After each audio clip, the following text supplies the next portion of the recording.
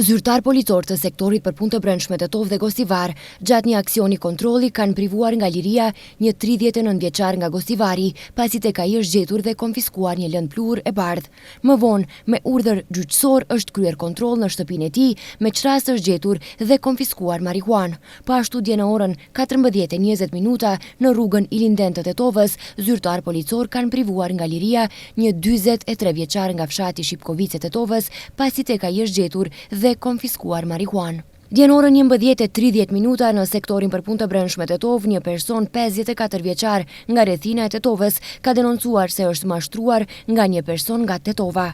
Sipas denoncimit, gjatë muajit tetor të vitit 2025, personi ka blerë prej tij një automjet Audi për çmimin e dakorduar prej 8.500 eurosh, me premtimin se do të paguante deri në dhjetor. Siç është denoncuar, më pas ai e ka shtyr pagesën me pretekst të ndryshimeve, pas së cilës e ka dorëzuar një automjet tjetër Jaguar si zëvendësim, të cilin më vonë e ka marrë për riparim, për të pretenduar dhe nuk e ka kthyer më.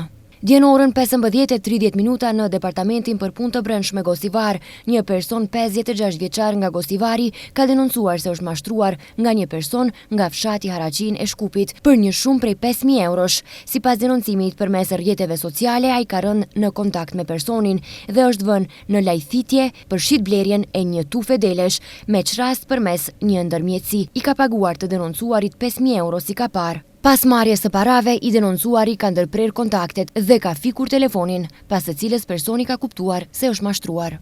Dje në orën 18:50 në bulevardin Iliria në Tetov, zyrtar policor kanë privuar nga liria një 29 vjeçar nga fshati Lërës e Tetovës. Gjatë kontrollit të trafikut rrugor, zyrtar policor kanë ndaluar automjetin e udhëtarëve Volkswagen Golf me targa të Tetovës, të cilin ai e drejtonte, dhe pas verifikimeve është konstatuar se ka drejtuar mjetin me shpejtësi prej 63 km/h, në vendbanim ku shpejtësia e lejuar është e kufizuar në 50 km/h.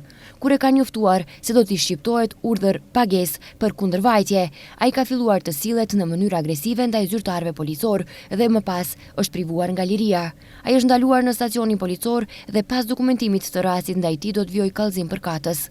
Dje në orën 23 në rrugën Ilinden në Gostivar, zyrtar policor kanë arrestuar një 62 vjeçar nga fshati Dobërdoll i Gostivarit, pasi që ka prishur rendin dhe qetësinë publike me sjellje agresive ndaj kalimtarëve të rastit.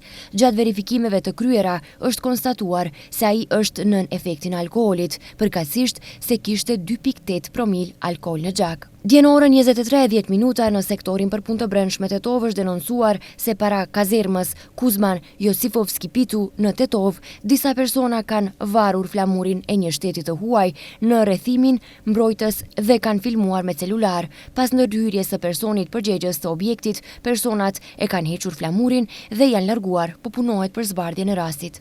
Pas mesnatës në orën 12:40 në rrugën Ilinden në Gostivar, zyrtar policor kanë privuar nga liria një 26 vjeçar nga fshati Vrapçisht i Gostivarit.